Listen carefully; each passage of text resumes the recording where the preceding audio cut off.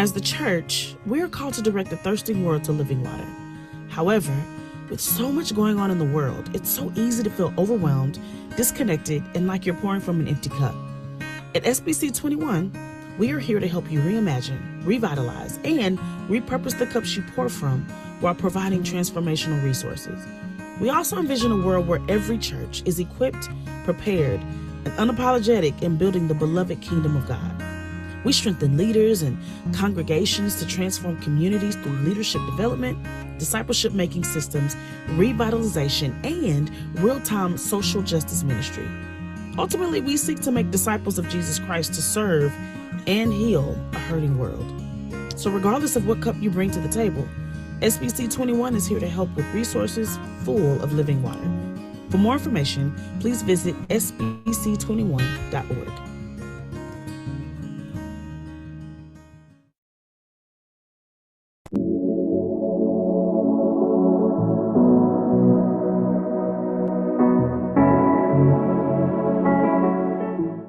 Well, hello.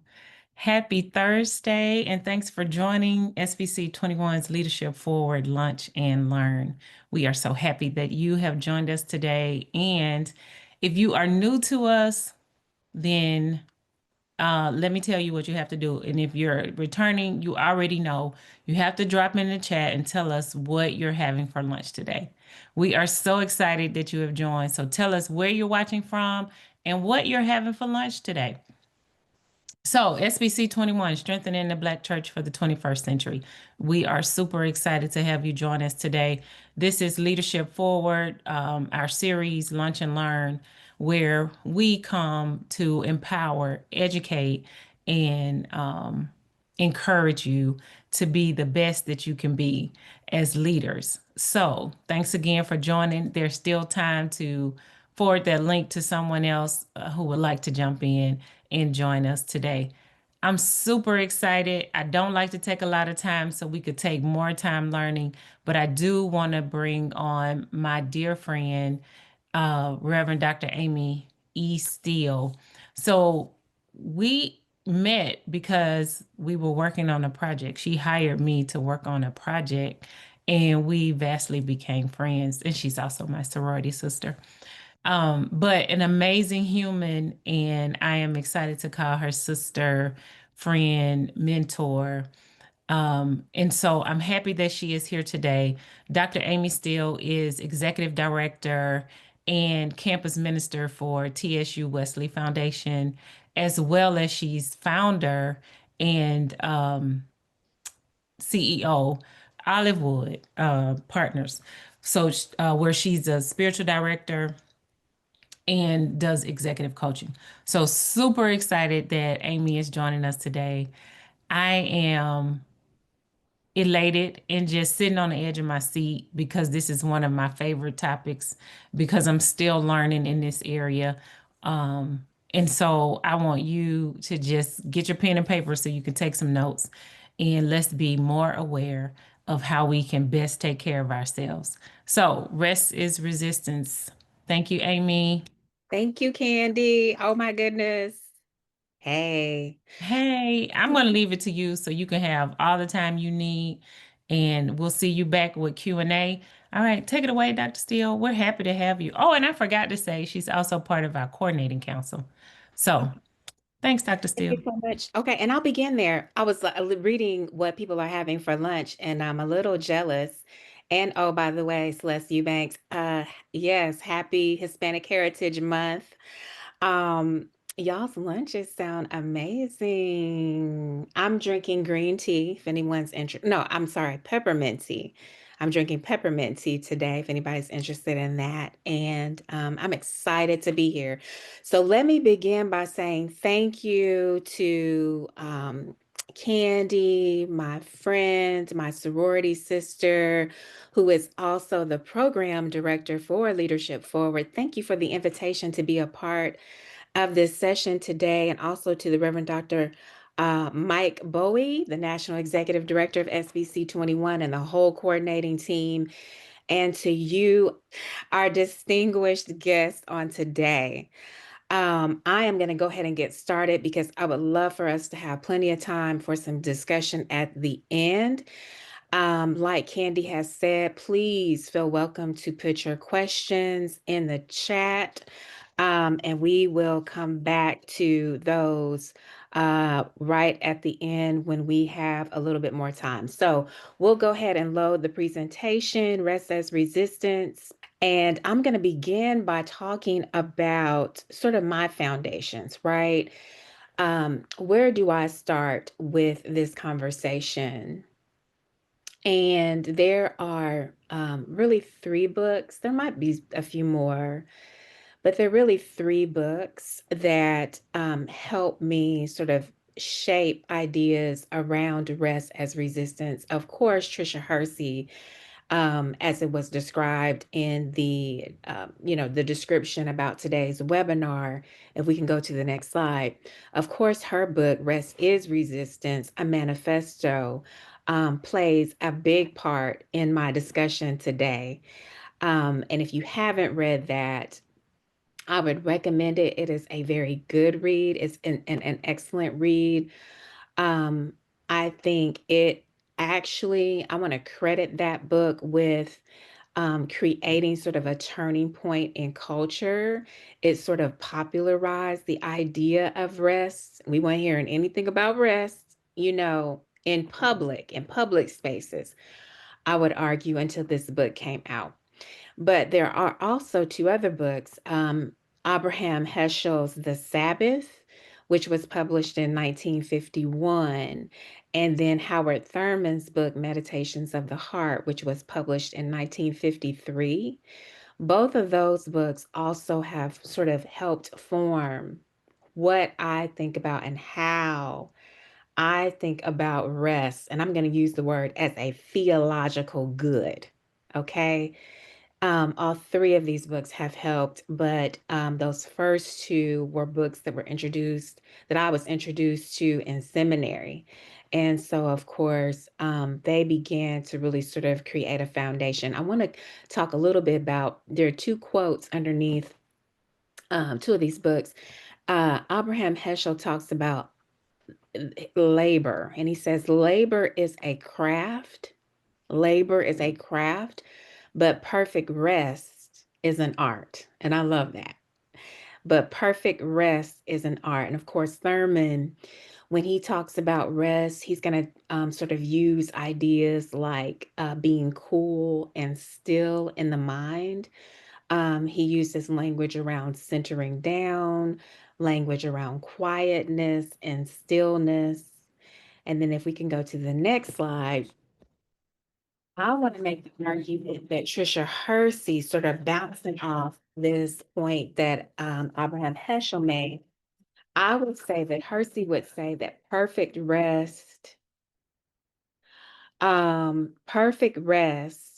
is an art, okay, or is the art of resisting capitalism's intent to make the body a machine whose value is primarily tied to labor and production. So if Heschel would say that perfect rest is an art, Tricia Hersey, she would say that it is an art, but it's the art of resisting capitalism's intent to make the body a machine, right? To make the body a machine where the body's only value is tied to labor and production. So we're going to try and parse these things out. I'm going to go to the next slide. This slide is a piece of art, right? And Hersey, I found this actually in a YouTube. I took a still shot of a YouTube slide, and I wanted to use it for this, but this is Hersey herself, Tricia Hersey, lying down, and underneath her are rows of cotton, right? And so she describes this as fine art photography because it is a picture, but the cotton has been put in to the picture, right? And the artist Charlie Watts has entitled this piece of art Resting with the Ancestors. And basically, Trisha Hersey herself says that she wants to normalize an aesthetic of seeing Black bodies at rest, in particular Black bodies, right? Um, because it's decolonizing the idea around who is allowed to rest. And so we're going to do some unpacking of what we mean by this. But basically, what she's trying to suggest is that rest comes with a lot of baggage around who has been allowed to rest and for how long, right? And so she's really trying to trouble that history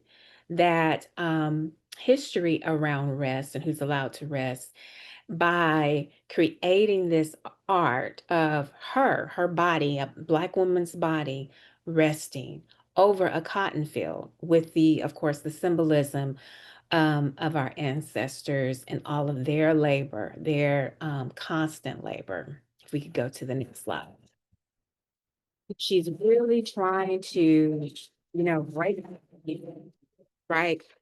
So I thought it would be fun for us to just start with playing bingo. Those of you who have been in some of my sessions know that, play is really important for me. I think a lot happens when we play. And so I would love it if we could just play bingo. Now, what you could do, of course, we just have this one card. So, you can jot these things down or, you know, track the bingo. And in this case, there are, it would be a 5x4 column. So you can just kind of track it that way. But I'm going to read each one of these, and then you can determine which one of these apply to you. And of course, in true bingo fashion, you get bingo when and you can put it in the chat, in fact. And when you get bingo when you have a consistent pattern, either horizontally, diagonally, or vertically. Okay. Or you might even have the full board. I don't know. Okay. But let's play a little bingo. And so I'm going to start with the first row under, really the first row, and I'm just going to go horizontally. Okay. So I'm going to go bingo. All right. So under B, I get, and you mark this, I get 7 to 8 hours of deep rest nightly. Okay. If you get 7 to 8 hours of deep rest nightly, just kind of check that. Under I, um, fatigue affects my decision making. Okay, if that's true for you, just go ahead and mark that. Fatigue affects my decision making. And then under N, when I can, I use eco-friendly products to create less waste. Okay, you can mark that if that's true for you. When I can, I use eco-friendly products to create less waste. Under G, I have a rest budget. Okay, I have a rest budget. If you have a rest budget, mark that. Under O, I meditate and pray daily. You meditate and pray daily, mark that one. We're going to drop down to the second row under B. 10 to 20 minutes of deep breathing after high stress moments is important to me. If that's true for you, go ahead and mark that. 10 to 20 minutes of deep breathing after high stress moments is important to me. Okay, under I again, I have less patience when I'm tired. Okay, we can be honest, nobody can see your board but you. I have less patience when I'm tired. Okay, of course, the second row under N. Candy said, "If we can we mark it if it needs to be true?" Yes, you can mark it. You can make a notation there if it needs to be true. All right, of course, under N, second row, there's a free space. And then G, I spend more money when I'm tired. Okay, that's true for you. Again, tell the truth, shame the devil. And then under O, second row, I believe that rest is sanctioned by God. Okay. You can mark that if that's true. And then the third row under B, B3, constant stress and lack of sleep impacts me on a cellular level. What does that mean? It's my cells. It impacts my very cells. Constant stress and lack of sleep impacts me on a cellular level. Okay. I3, I normalize rest or resting in my relationships. I normalize it. It's normal for me. Okay. Mark that if that's true. And then N3, I think about how endless work cycles impact the climate. I think about how endless work cycles impact the climate. Okay. That's true. The market. And then G3, I am in a vicious cycle of overwork and financial stress. Okay, I'm in a vicious cycle of overwork and financial stress. And then the last one under O3, I want to reflect more on the spiritual authority to rest. Okay. I didn't see any bingo notes in the chat, but it would be interesting to find out, from you, um which of these are true and which of them, you really resonate with. We're going to go to the next slide because in the next slide, I want to talk a little bit about this bingo board. Okay. And so, really, I'm suggesting that we can begin to think about rest as an organizing principle for our lives. Rest as an organizing principle for our lives, shaping and being shaped by our habits, beliefs, and aspirations. Okay, we did have one person that had bingo. All right. So we can begin to think about rest as an organizing principle for our lives, shaping and being shaped by our habits and belief. What do I mean by that? Well, basically, I'm suggesting that what I've done here is I've tried to give examples that are physiological. That's everything under B, physiological things that impact our body. Under I, which was this was my social category. So these were ideas that impact our relationships, right? And then ecological, meaning the rest actually impacts our climate, right? So everything under N was really oriented toward trying to get us to think about how does rest impact the climate, okay? And then under G, there's a financial impact of rest. Okay. Um, we can think about, again, having a rest budget. We can think about, what are we doing with our money when we're tired? Um, and so forth. There's so many different pieces of this. And then under O, I wanted us to really sort of focus on the spiritual impacts. So really what I'm suggesting here on just with this simple bingo board is that is that we can begin to think about how rest really organizes our life, or maybe even a better word is how rest impacts all these different aspects of our life, our body, our relationships, the climate in which we live, our money, our theological beliefs. Okay, go to the next slide, please. All right. And then, of course, this is just a little bit more emphasis on the scientific benefits of rest. There's been all kinds of research. Again, I'm saying I could be wrong because I haven't done the historical work to figure out when this change happened, but I still make the argument that when Tricia Hersey published her book in 2022, it really stirred up this rigorous interest in rest and the scientific benefits, in particular, of rest. And so we've seen a lot more research, and I've actually included the two um, resources that kind of helped me get at some of these ideas here in this slide. So, rest, basically, well, one scientific or a few scientific benefits of rest are that rest allows the body to repair itself, the brain to get rid of toxins, the immune system to reboot, the body to lower the level of stress hormones like cortisol, and rest is essential for processes like self reflection, okay, memory consolidation, creative problem solving, and adapting to challenges. So, again, friends, what I'm really trying to emphasize is that rest, while we fought it, and I'm from that generation that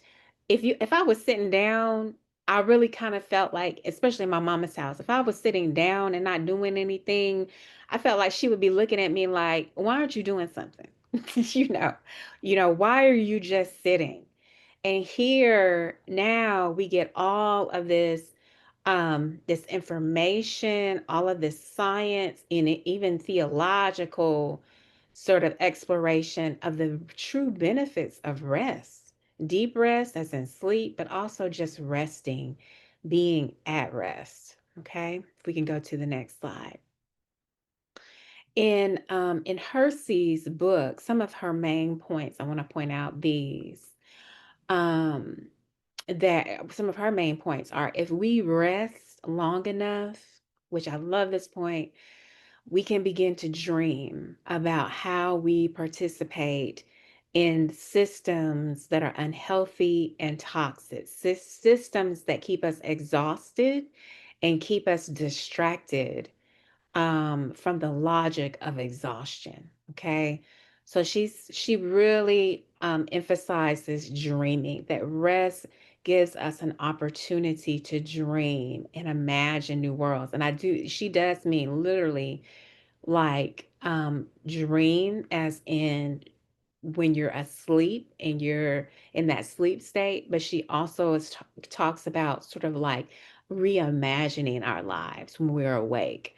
She will say that rest is not just napping, that rest is all about dismantling the systems that make us unwell in the first place. Okay. And she also makes the point to say that there've long existed communities who've challenged the status quo of constant labor, that there have long been people who have been challenging the fact that there's a problem with this idea of constant labor. As we can go to the next slide. And really, her argument is built on, of course, the history of chattel slavery in the USA, Jim Crow terrorism, collective experiences that there have been so many that have documented how rest was stolen from them. She talks a lot about wisdom guides. So there's stories in there about her grandmother. There are stories in there about her own dreaming. And then really, she gets a lot of her ideas again from liberation theologies and spiritualities of rest, and this notion of Black resistance that, again, is built upon this idea that we are more than, we writ large, that we are more than just workers. We're more than just laborers. We're more than just machines that output a product. Okay. All right. And then the next slide really talks about what her prayer is. Again, she says that she wants this book to be a prayer, um, and a field guide for the rest resistance, and a document to be engaged with on the ground as we navigate the reality of capitalism and white supremacy robbing us of our bodies, our leisure, and our dream space. She also wants it to be a blessing whispered over your body and around your head, and an embodied pilgrimage toward rest. And then finally, she says, let this be a testimony to our collective survival and our present and future thriving. This really reminds me of something that Candi, I believe that she started out with as we were gathering, and that is that really many of these ideas for most of us, if not many of us, are aspirational. We're trying to live into this idea of rest being a necessity and not a luxury. The rest is actually, it's a necessity for our well-being and not just a luxury, not just something that we do as a reward, that we actually have to rest. Okay. So there's a few activities, right? I wanted to take just a couple of minutes. And this is, I don't know if you're, I know some people are eating. Hopefully you're not driving, right? Hopefully you are in a place where you can do some reflection and maybe even some writing or however you prefer to reflect. But this first question, and we'll take a couple of minutes, if you will, to just rest and think about it. But the first question is, what messages have you received regarding work and rest? And so if you're capable, if you can, if you have the ability right now, I would suggest that you just take a sheet of paper, and if you can fold it lengthwise, fold it in half, and then on the left side of the paper, just down the middle, on the left side of the paper, if you would write down really messages that you've gotten, your life long, about work, and then those messages on the right that you've gotten about rest. And it would be really interesting to see, all right, what messages have I inherited, right? What messages I didn't even go looking for these for these messages, but they came to me and they've been a part of my history, they're a part of my life. And so just to begin to write those down. Well, what messages have I gotten about work and rest? Okay. I am going to give us, actually, I'm going to set a timer, and I'm going to give us a couple of minutes, 2 minutes, to just sort of sit with this question and begin to meditate on it. Okay. And if you've got paper and pen, write, do some journaling. Allow this to be sort of a reflective journal exercise. And I'm going to go ahead and start the timer, and I'll let you know when it stops.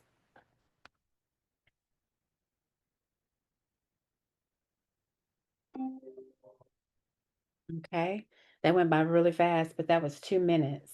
And so, do we have time? I guess we have a little bit of time. I'm reading the chat. If you don't mind putting some of those messages that you've heard in the chat. I grew up hearing the same thing. You can rest when you're dead. I actually literally wrote that down. I grew up hearing the same thing. Someone else wrote, too much resting takes away from productivity. That's right. I've heard something very similar to that. Too much resting. That um you're vitamin deficient if you need to rest, right? That you might miss something important. That's right. Ain't no rest for the weary. Come on, somebody. Press through even when you don't feel well. Yes, that's right. Of course, that statement, all work and no play makes Johnny a sad boy. I did get that. That's a little bit contradictory to some of those other messages. But I've also heard that, oh, good. Linda Wright said rest and sleep is overrated. I've heard that as well. Or you don't eat if you don't work. Yes, right. Same thing, Candy said that. Um, I've heard that statement, work hard, play hard.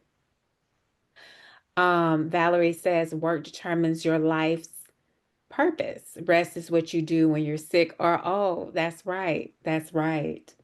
Okay.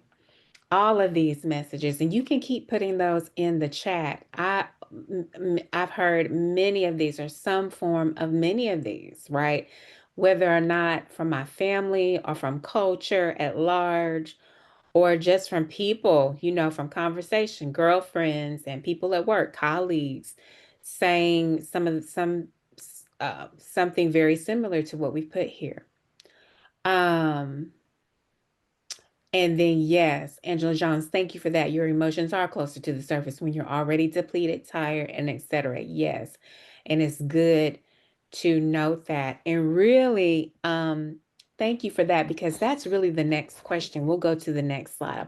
Wasn't sure if we were going to have time for the next two, but let's take a minute or so. And this time, what I'd like to do is let's take a minute in silence for people to just jot their thoughts down, and then we'll take a minute to actually respond to the question in the chat. But this question just simply says, what changes? All right, so we gotta think about, like, what happens in our body? What changes take place in our mind, our body, and our spirit when we are rested? Now, Angela talks about in the chat, she talks about what happens when we're tired. And if that ain't the truth, I don't know what is, okay? But this question asks us to reflect on, what have you noticed happens in your mind, your body, or your spirit when you are rested? I'm going to set my timer. Take a minute before you jot anything in the chat. Let's take a minute to just reflect on the question. I'll let you know when that minute is up, and then we'll put as many answers as possible in the chat to this particular question. Okay.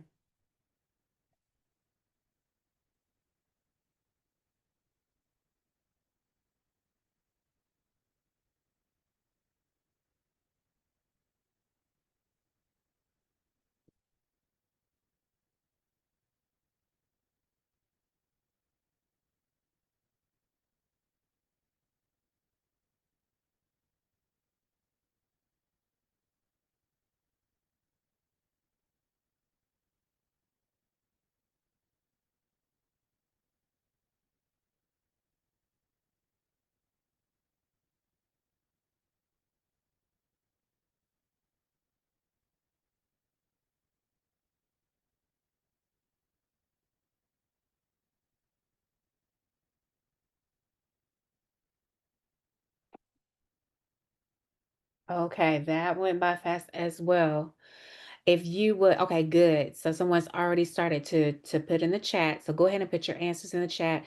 What changes take place in your mind, body, and spirit when you are rested? All right, Ingrid Peters says, I have better clarity and feel more energized. I agree with that. Linda Wright, I'm creative, graceful, open-minded, more loving to self and others. Yes, I resonate with that. Candy says more energy, clearer intentions, better attitude, relaxed muscles. These are excellent, y'all. SBC 21, y'all don't put them in here. Let's see, let me scroll back up. SBC 21, our helper has said that I also have a better, oh, let me go back. My mind isn't cluttered or foggy when I'm rested. I'm more productive after I've rested. My body is rejuvenated when I'm rested. I have the energy to do a lot more. Spiritually speaking, I'm able to hear from God better and make better, all of these. Lisa says more self-confidence. Valerie, more alert, calm, open to new opportunities. Also have a better attitude as well. When I'm rested, Miss Carolyn says, when I'm rested, I am more creative, happy, and caring. Angela Jones, I have more patience, quicker thinking and processing. Mood is elevated. Benita Gill, I'm able to interconnect with the divine and stay clear of the chaos. Come on, somebody. And it's so much chaos loose in the world. Lisa, people respond better to me. Okay. And then Unessa, I hope I'm saying your name right, but resting rejuvenates, rebuilds, and heals the system. That is absolutely right. I know that changes that take place in me, my breathing slows. My heart rate slows, the noise in my head, in my own head. I ain't talking about the world, but the noise in my own head quiets down, and my body releases tension. Um, Let's see. And then Mary Kay says, resting restores. Yes, it does. Yes, it does. Okay, these are excellent, y'all. Now, before we move to the next slide, let me just say this. It would seem I don't have an organist behind me, and I can't hear the people in the pew right now. But I'm gonna say it this way, that it would seem that because of all of these benefits of rest, that we would rest more. It would seem that no one would have to remind us to rest. If we know that the body, the mind, and the spirit are affected in these beautiful ways, it would seem that we would schedule rest. That we would actually make it a daily intention to rest or to be at rest or to schedule rest in so that we can receive the true benefits of so that we can see the true benefits of rest. Okay? Now, okay. We've got time to do the very last. We have one more activity. So for this activity, friends, I'm going to ask that you put your pens down. If you're holding your phone, what might be in your hands, I'm going to ask that for this one, this particular activity, that you just put everything down. Okay. And we're actually going to practice. We're going to do a practice. This is a form of rest, if you will. We're going to do a guided body scan, but it's going to require a couple of things. So hopefully, like I said, you're not driving and you're not, you know, lifting heavy stuff. If you are driving, I'm going to suggest that you don't listen to this part of it, or that you don't practice this part of this session, or you park. Okay. But I really would like for everyone to get in a seat, or to, if you're lying down, that's fine as well. But we're going to start this body scan by noticing our body and getting in the most comfortable position that we can in the moment. Okay. I'm going to ask you as well if you would either close your eyes or lower your eyes. Okay. And as you begin to get comfortable, and as you begin to lower or close your eyes, also just pay attention to your breathing. You don't have to do anything, but just pay attention to it. And what I'm hoping is that your breathing will slow down a little bit. Okay. But we'll focus on that with the body scan. And really, the purpose of our body scan is going to be to focus on being, that we are human beings rather than human doings. Okay, so that's going to be the focus. So we're going to begin to notice our body and how it is resting in your seat or on your couch or wherever you may be. Notice how your body is resting. Okay. You're noticing your breath. You're letting go of that to-do list that's in your head. And all you're doing is you're beginning to notice your breathing, and you're noticing how your body is sitting. If you need to adjust yourself so that you're a little bit more comfortable, feel welcome to do that. Okay. And with this particular body scan, we're really going to focus. We're going to start with the feet. So all I want you to do is to notice your feet, notice your toes. You might even wiggle them or adjust them so that your toes and the bottom of your feet are more comfortable. And notice your ankles, and hopefully you're breathing naturally. You're noticing your toes, the bottom of your feet. your ankles. You're breathing naturally and you're letting go of any tension in your feet, your ankles. And now you're noticing your legs, your calf muscles, your knees, and you're letting go of any tension you might be holding in your legs and your calf muscles or your knees. And you're breathing and you're letting go of that tension.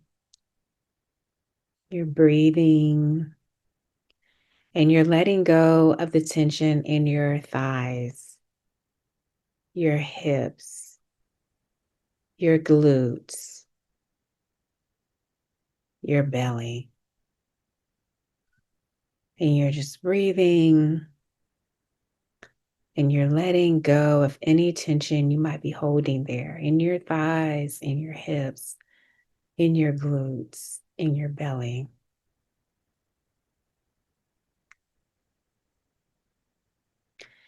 And you're breathing and you're letting go of the tension you may be holding in your chest, in your shoulders, in your arms. And you're letting go of that tension in your breathing. And you're letting go of the tension that might be in your neck. If you need to move it a little bit, you can. You're letting go of the tension in your jaw. You're releasing the tension in your jaw, in your eyes, in your eyebrows, and you're relaxing your forehead and the top of your head. And you're breathing.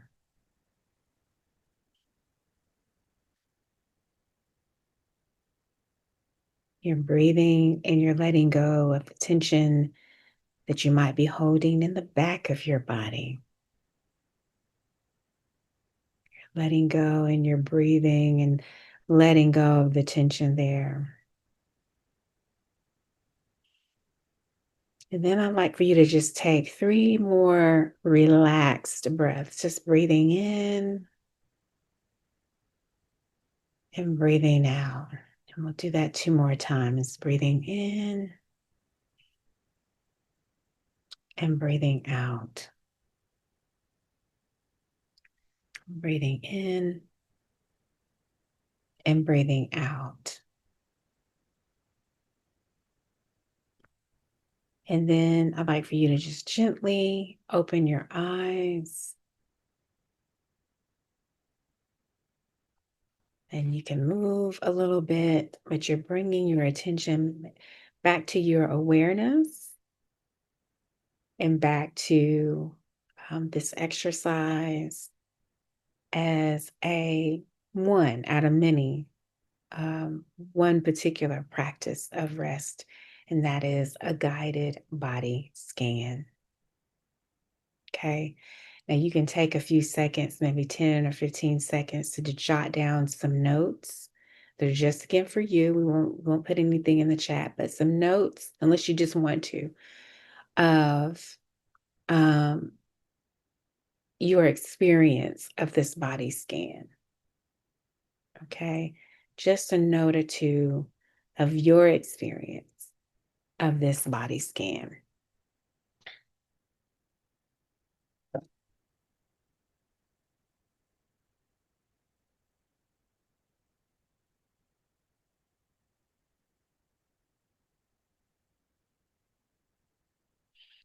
And y'all, there are so many different ways. The research that I've been encountering around rest actually will specify that there is something called deep rest.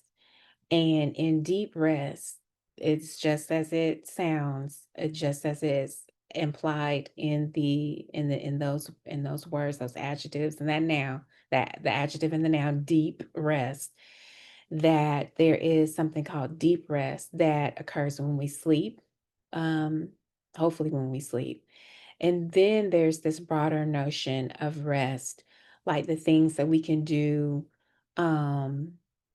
Someone mentioned in the chat again, the massage, sometimes we can do the body scan, we can pray, we can meditate, etc. I like that a couple of folks have mentioned that what they experienced was a lightness, right? Um, the light within that glows, right? That when we're practicing these other forms of rest, that, whew, it almost feels like we've let go of something.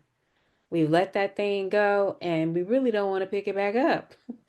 And again, these are all indicators. The body is indicating something to us, almost like that light. There's a indicator light, check engine light comes on sometimes on our car.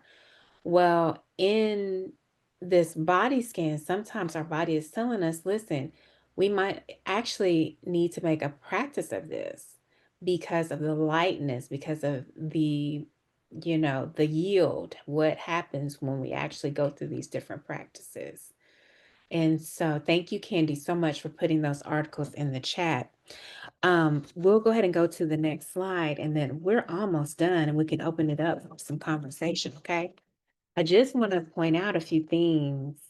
Um, yes, before I do that, Unisa says the body scan makes me experience that as a being, I'm made of vital parts that I don't usually pay attention to that exist in me. Absolutely. I remember when I first started doing body scans, let me just say this real quick. Um, I was like, I was holding tension in body parts of my body that I didn't even know I could hold tension in, right?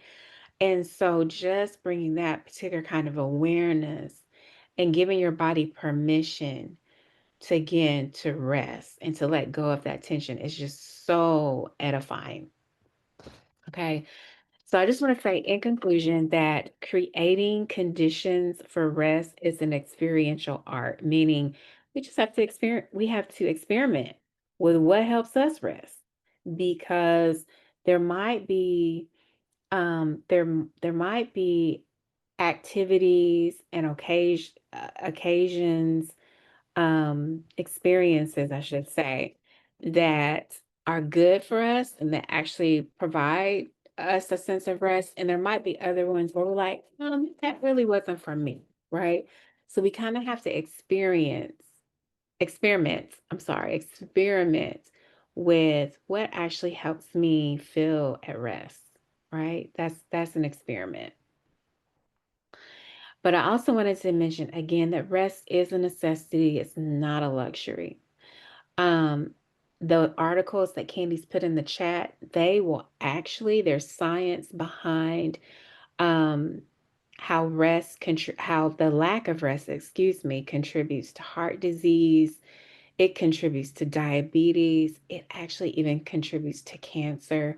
There are a lot of things that are lack of rest, a lot of conditions and diseases that the lack of rest actually contributes to. And those articles will give you some more information. Also want to say that there is divine sanction for rest. In fact, and I've, you know, preached on this, but the fact of the matter is that Mary and Joseph's dreams, right? That deep rest state prepared them for a new future with a baby named Jesus. Their dreams, that deep rest state. Our dream space is at stake when we don't rest, and being cool in the mind is a practice that allows us to center ourselves in divine presence. Okay. Exactly. Yes. And Benita, we started with that she says that rest is it's a divine right. It's really a mandate. But anyway, I don't want to use that word, that language, a mandate, but it's a divine right. So now is our time for some questions. If you all have questions, I think are we putting them in the chat or putting them in the Q&A box? And I think Candy's going to join me again. You're welcome to, but Yes, I'm here. okay, thank you. Yes, if you all have questions, feel free to drop them in the chat, or you can drop them in Q&A.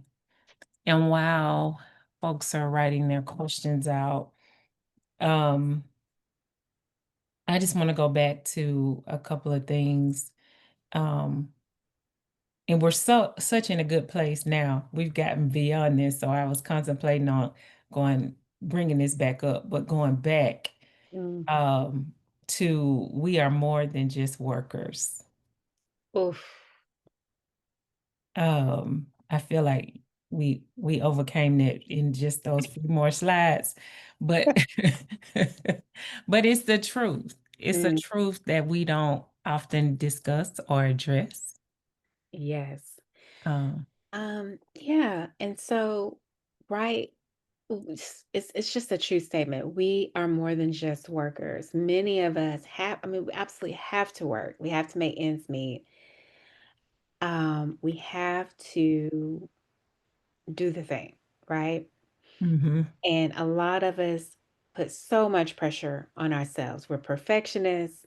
Not only are we working, but we're working with a degree of excellence, mhm, right? And we work and we work and we work. And so again, this conversation for many of us is aspirational. What can I lean into more? If I'm mhm, going to put all my energy into work, can I also reserve some of that energy for rest? Can I, in the middle of my work day, stop? What's going to happen? If I just stop and let the world pass by, that's another Thurman quote, where mhm, I can just allow things to happen and remove myself and pray. Excuse me, and know um that God is, it's that scripture that God is always working on our behalf for good in the world, right? That mhm, there is this goodness that's always at work. I sometimes just rest in that. If I am tempted to work through my breaks or to work through that to that point in time in the day when I know I need a nap, if I'm tempted to mhm, do that, sometimes I can step back and I say, you know what? I can do this because I know that God is working it out. And there is evidence. I have personal evidence that when I have stopped and taken a short nap, that I've awakened with more clarity, mhm, a better attitude, more mhm. energy, and that nap has not taken anything away my Yes, day. That yes. break has not taken anything. Mhm. I mean, And we're in this phase in the world, in life where we all have laptops. We work from home, or if you go into the office, you can still bring your work home. And so you're constantly working to finish something. And sometimes if you just walk away, it's okay. The work will get finished, and it will Mm, get finished at the right time. May not be on yeah, time, but it's the right time. yes. Oh my goodness. It will get finished. And you say it might not be the right time, but I love this phrase, but in due time. Right, right, right, right, right. Woo! Constant availability can be a killer, says Angela Jones. That is Yes. so true. Yeah. That is so true. I'm learning to be, I'm learning to just be and Mm, not always answer the phone, not always answer the text, and definitely not always answer the email, especially outside of 9 to 5. mm. Now 9 to 5. Is that a time limit for you, Candy? Yes, Okay. 9 to 5, 9 a.m. to 5 p.m. Oh, 9 to 5. Monday Okay. through Friday. I Mhm. got you. Okay. Because we all work from, we have our mobile devices, our iPads, laptops. We're constantly, connecting with each other, thinking about some, oh, let me send this email. Oh, I need this, I need that. And I could be in the middle of, I remember being on a bus to dinner on Blanc, and my Mm, boss was calling me on a Saturday. And I'm like, and I answered, first of all, I shouldn't have answered, but I answered and I said, it's nothing I can do. I can't do it right now, but I'm happy to do it when I Yeah. get home. Yeah. Yeah. Constantly available. Constantly available. And Hmm. who draws those boundaries? We do. We do. We need to. We have to draw the boundary. Ain't nobody going, because the people will work us until we, Yep. till our fingers fall off. Yep. So we Yep. have to draw the boundary and we have to say, okay, enough. I've done enough. Hmm. And I will pick back up with my to-do list on tomorrow. Exactly. Exactly. All right. Miss Carolyn says, Dr. Amy, I am so grateful for this opportunity to hear your wisdom and your grace. May says, Mama said, how will they miss you if you're always there? So true. So So true. true. So true. This has been an amazing moment. I'm thankful for everyone that took the time out to join. And I hope that you had the opportunity to pause and actually experience today's Lunch and Learn with Dr. Amy E. Steele. Um, but we are so happy that you are here. Guess what? We will be back next month for another Lunch and Learn. And we hope that you will join us and also tell a friend. So October and November, and then we take off in December. But if you're craving some knowledge, a lunch and learn for the month of December, no worries. Visit us at sbc21.org. We have a whole resource of information to share with you. Thank you so much. Lisa, I see you, Lisa Smith. Thanks for joining. So don't forget to be on the lookout for next month's Lunch and Learn. If you are a visionary, if you are planning an event, a program, a conference, you don't want to miss next month. So come back and join us on October 16th, third Thursday of the month, October 16th. So thank you, Dr. Steele. We greatly appreciate you being with us today.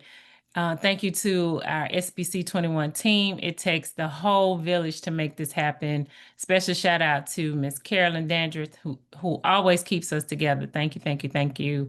And on behalf of Dr. Michael L. Bowie, our executive director, thanks and have a wonderful afternoon.